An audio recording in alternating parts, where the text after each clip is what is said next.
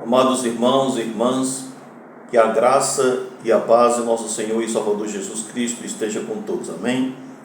É sempre uma satisfação imensa interagir com todos vocês, fazer novos vídeos, fazer novas transmissões.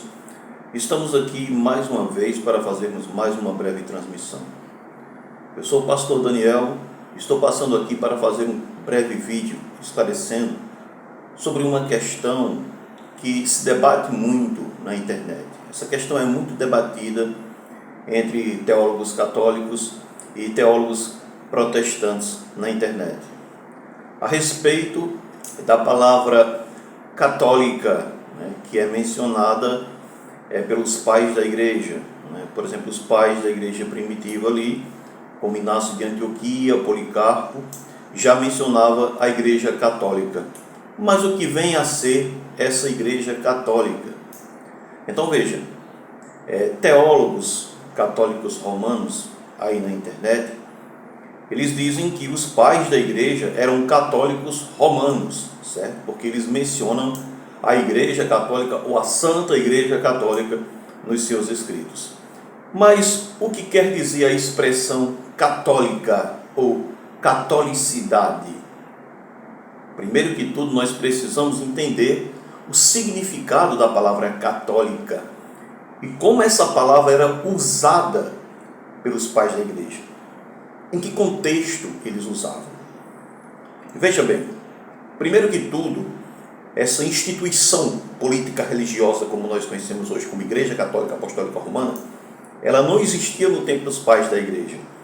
Quando eles falavam Igreja Católica, eles estavam se referindo à catolicidade, à universalidade da igreja cristã.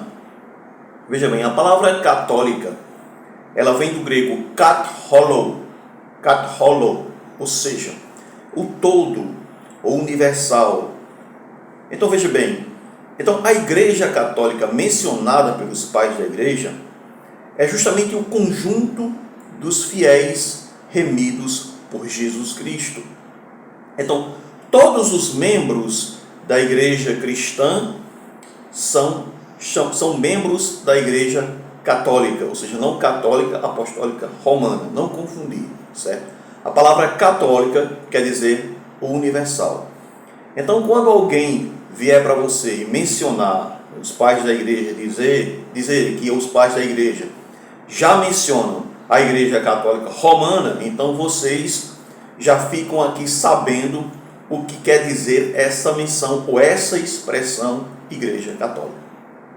Então veja bem, nós sabemos que existiam ali, ou começaram a existir nos primeiros séculos do cristianismo, vários grupos que se denominavam cristãos. Por exemplo, os ebionitas, os docetas, os gnósticos, por exemplo. Então existiam vários grupos.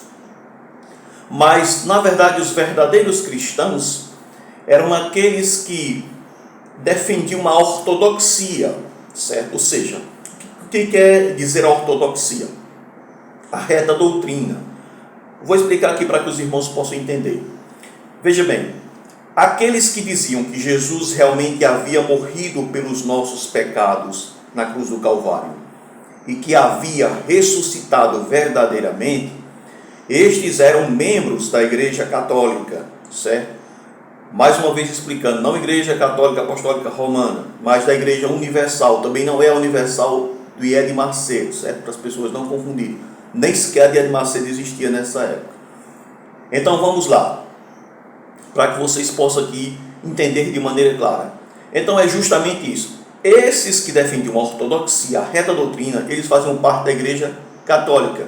Então, gnósticos, docetas e outros grupos sectários e heréticos que negavam, por exemplo, a encarnação do Verbo, que negavam a encarnação de Jesus, que negavam que Jesus verdadeiramente tinha feito carne, tinha se encarnado, Então, grupos que negavam, esses eram grupos heréticos, eram grupos heterodoxos, certo? Então, não eram grupos ortodoxos e não podemos dizer que eles faziam parte da Igreja Universal, certo? Então veja bem, então esses por exemplo, os docetas, os gnósticos, os ebionitas, eram grupos heréticos, sectários. Então veja bem, vamos citar um exemplo aqui. Os gnósticos, existe um grupo gnóstico que dizia que Jesus realmente não havia ressuscitado fisicamente, corporalmente. Então negava um dos princípios fundamentais da fé cristã, que inclusive é fundamentado por Paulo na sua epístola aos Coríntios, por exemplo, 1 Coríntios 15, onde Paulo enfatiza de maneira clara a importância e a centralidade da ressurreição para a fé cristã. Então existiam grupos heréticos que negavam a ressurreição física e real de Jesus. Por exemplo, hoje ainda existem grupos heréticos, como as Testemunhas de Jeová, por exemplo, dizem que Jesus não ressuscitou fisicamente, mas apenas espiritualmente.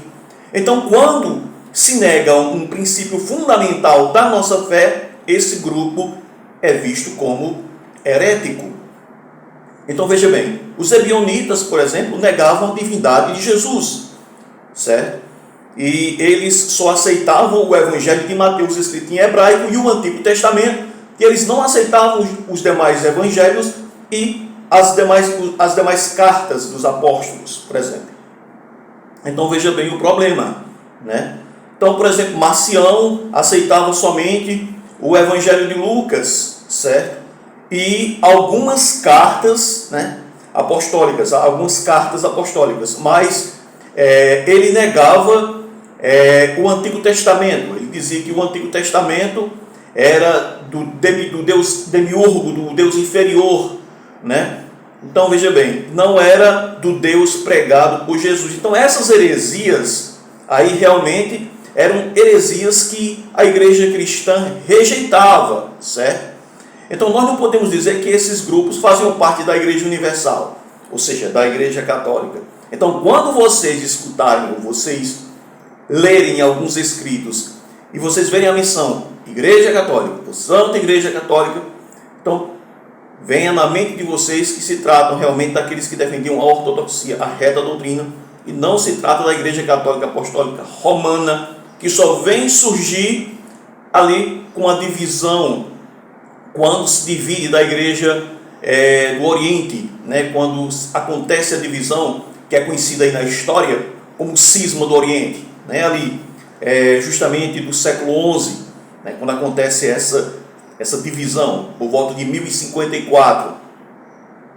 Então aí é que vai existir essa instituição, porque quando nós olhamos o que diz respeito à catolicidade da igreja, a igreja cristã ela era formada por uma pentarquia. O que quer dizer isso? Era um conjunto de 5 igrejas: Jerusalém, Antioquia, Roma, Constantinopla e Alexandria, certo? O conjunto dessas 5 igrejas, né, era chamado de pentarquia, que ou seja, 5 governos, certo? Não era uma única igreja, não era uma única igreja, eram 5 igrejas, certo?